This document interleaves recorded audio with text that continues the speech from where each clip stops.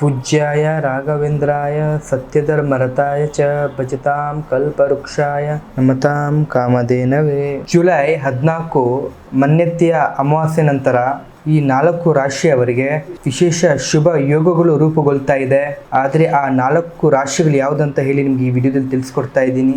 ಈ ವಿಡಿಯೋ ನಿಮಗೆ ಇಷ್ಟ ಆಗಿದ್ದಲ್ಲಿ ದಯವಿಟ್ಟು ಲೈಕ್, ಶೇರ್ ಹಾಗೂ ಸಬ್ಸ್ಕ್ರೈಬ್ ಅನ್ನ ಮಾಡಿ. ಮೊದಲನೇ ರಾಶಿಯಾಗಿ ಮೇಷರಾಶಿ. ನಿಂತಿದ್ದಲ್ಲಿ ಕೆಲಸಗಳು ವೇಗ ಪಡ್ಕೊಳ್ತವೆ.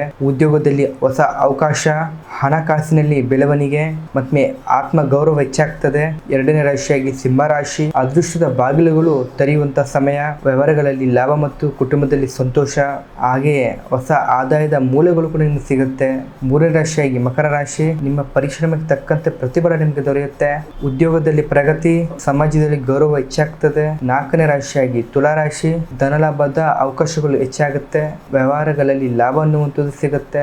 ಹೊಸ ಆದಾಯದ ಮೂಲಗಳು ಸಿಗುತ್ತೆ. ಈ ಆಷಾಢ ಅಮಾವಾಸ್ಯೆಯ ಪ್ರತಿಯೊಂದು ರಾಶಿಗಳು ದೇವರ ಆರಾಧನೆ, ದಾನ ಧರ್ಮ ಮತ್ತು ಮಂತ್ರವನ್ನ ಜಪ ಮಾಡಿದ್ರೆ ಶುಭ ಯೋಗಗಳ ಫಲ ಹೆಚ್ಚಾಗ್ತದೆ. ಈ ಮಾಹಿತಿಯನ್ನ ಇಷ್ಟ ಆಗಿದ್ದಲ್ಲಿ ನಮ್ಮ ಯೂಟ್ಯೂಬ್ ಚಾನಲ್ ಆದ ರಾಯರ ಜ್ಯೋತಿಷ್ಯ ಫಲಕ್ಕೆ ಲೈಕ್, ಶೇರ್ ಕೊಟ್ಟು ಫಾಲೋವನ್ನು ಮಾಡಿ. ಹಾಗೆ ನಿಮ್ಮ ಜೀವನದಲ್ಲಿ ಯಾವುದೇ ರೀತಿಯ ಸಮಸ್ಯೆಗಳಿದ್ರೂ ಕೂಡ ನಮ್ಮನ್ನು ಕರೆ ಮಾಡಿ ಪರಿಹಾರವನ್ನು ಪಡೆದುಕೊಳ್ಳಿ. ಧನ್ಯವಾದಗಳು.